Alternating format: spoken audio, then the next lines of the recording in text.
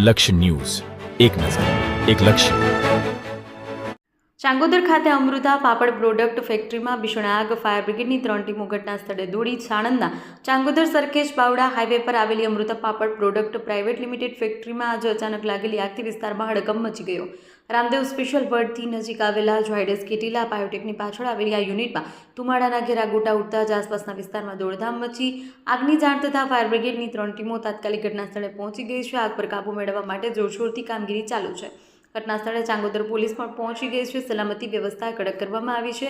આગ કેવી રીતે લાગી તેની પ્રાથમિક તપાસ પોલીસ અને ફાયર ઓફિશિયલ્સ દ્વારા હાથ ધરવામાં આવી છે. આગથી થયેલા નુકસાનનું મૂલ્યાંકન હજુ સુધી બહાર નથી આવ્યું.